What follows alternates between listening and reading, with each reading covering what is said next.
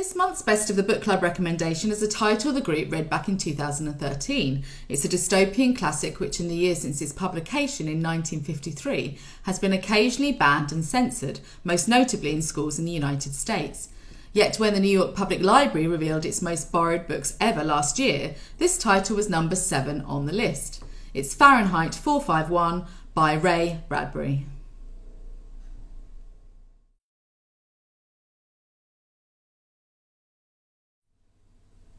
Fahrenheit 451 is the temperature at which books burn. Guy Montag is a fireman not employed to put out fires, but to burn houses containing outlawed books. He is married but has no children, and his home life is unhappy. One night his wife takes too many sleeping pills, although she claims it was an accident.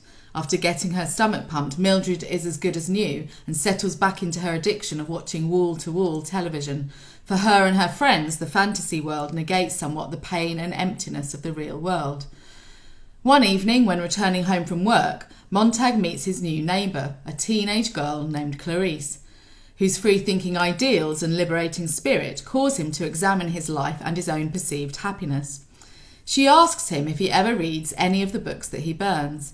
He replies he doesn't because it is against the law, but soon Montag begins to question the forbidden and begins to steal the very books he is supposed to burn. His inner emotional and moral journey from a character who burns books gleefully and with a smile on his face to someone who is willing to risk his career, his marriage, his house, and eventually his life for the sake of books is extremely compelling. The location of the story is an unspecified American city, and the time is the distant future. Written during the McCarthy era, Bradbury wrote the novel as a warning against state-based censorship and the dangers of an illiterate society infatuated with mass media, issues that, of course, are still of concern today.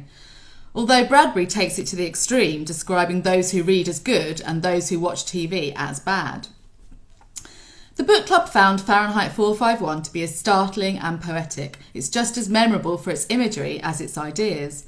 There are some fantastic visual passages, and the book is as much a page-turner as it is a social commentary novel. We discussed how, despite the story being about injustice and suffering, it's different to other dystopian novels such as The Handmaid's Tale, because it offers up the sense that it is okay to hope for better days. Bradbury lets us hope that knowledge will win out and that the future will win out too. Reading this book in 2013, when reality TV, video game consoles and mindless internet sites provided a good chunk of our mental stimulation, and where people routinely drowned out the world with their headphones, the book club discussed how eerily prophetic this story is, considering it was released in the 1950s.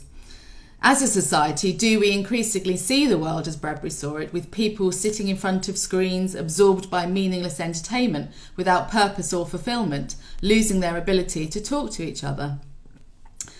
If the book club discussed Fahrenheit 451 today, it would be curious to see if we thought that the coronavirus pandemic had amplified this disconnection, or would we think that communities have grown stronger and closer and are connecting more than ever? You can borrow Fahrenheit 451 from any Barbican and community library, or you can download the ebook from our e-library for free today.